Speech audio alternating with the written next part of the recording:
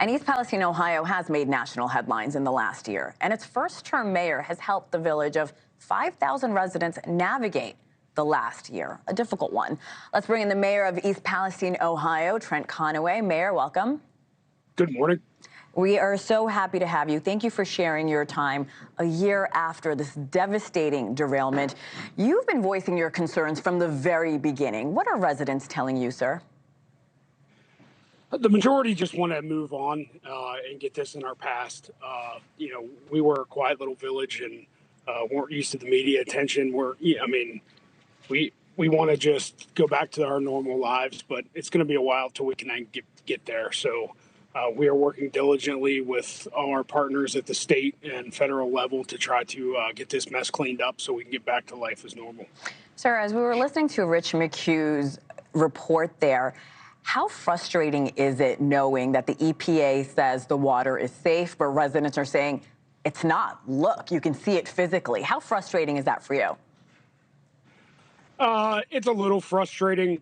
The testing, I've been down there quite a few times, and it's not every day you see the sheen, and we're working to try to get solid answers of what exactly is going on, and it can be frustrating at times. I do trust the EPA. They've been a great partner to work with, so we just need to get everybody's facts out and get everybody's data together and try to make the best decision for our residents. Fair enough. There is an op-ed I want to bring to your attention. It was in the Philadelphia Inquirer this week. It was titled, "1 year ago, a train derailment upended my town." Here's a part of it.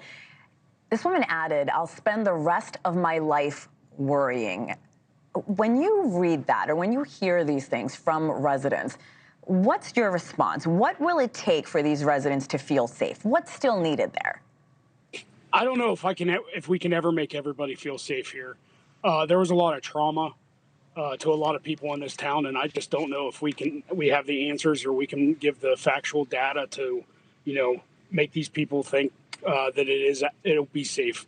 I think the majority, do feel safe, but for that small minority, I don't know what exactly we can do to prove that it is safe or will ever be safe here. So let's talk about President Biden. He has not visited East Palestine since this derailment. You've been asking for him to come for a while now, certainly since the beginning.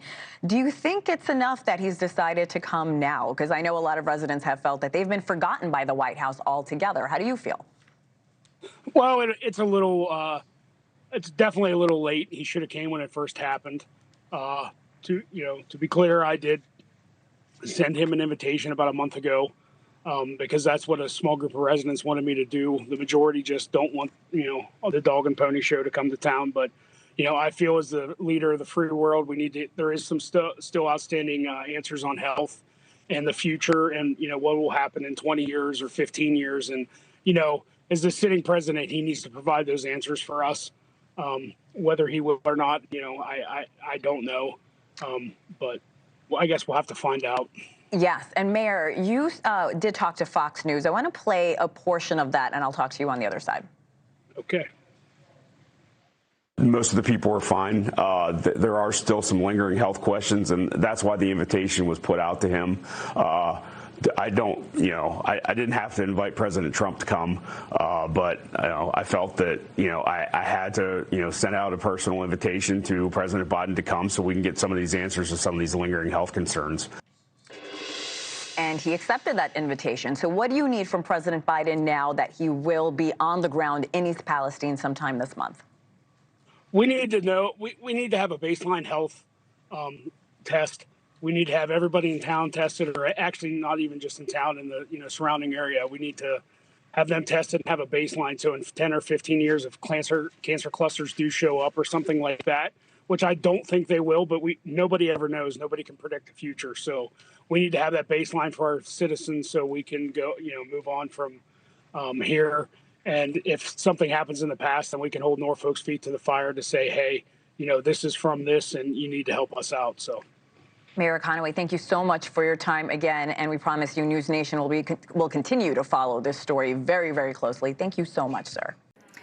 Thanks for watching. Go to joinnn.com to find NewsNation on your television provider. And don't forget to click the red subscribe button below to get more of NewsNation's fact-driven, unbiased coverage.